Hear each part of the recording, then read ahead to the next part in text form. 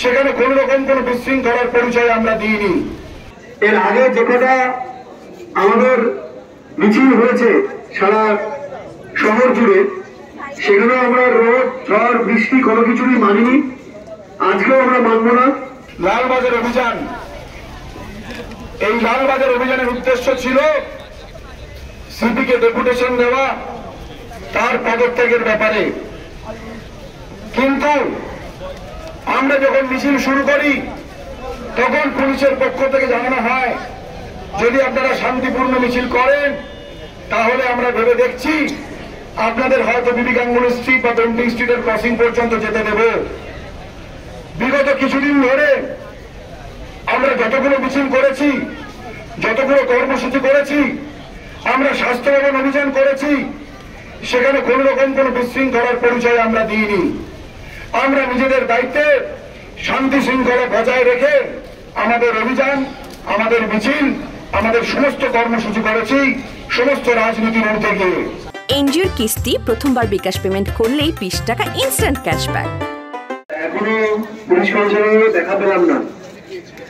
তো যাই হোক, যতক্ষণ না চলছে আমরা বসে আছি, আমরা বসে থাকবো। সারা রাত জুড়ে যখন বসে থাকতে পেরেছি, এখন সকাল হয়ে গেছে। আমাদের যারা আন্দোলনকারী তারা স্বভাবতই একটু ফ্রেশ ট্রেশ হয়ে আবার নতুন উদ্যোগে আসছে।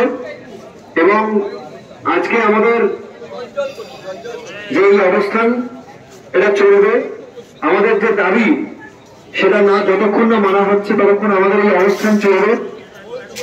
এবং আমরা মনে করি যে আমাদের এই অবস্থানের জন্যই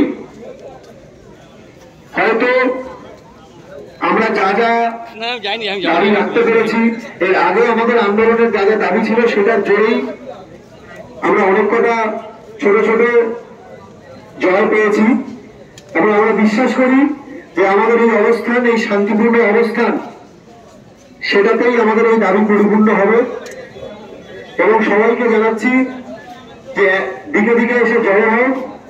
এর আগে যে কটা আমাদের মিছিল হয়েছে সারা শহর জুড়ে, সেখানে আমরা রোদ ঝড় বৃষ্টি কোনো কিছুরই মানিনি, আজকেও আমরা মানব না।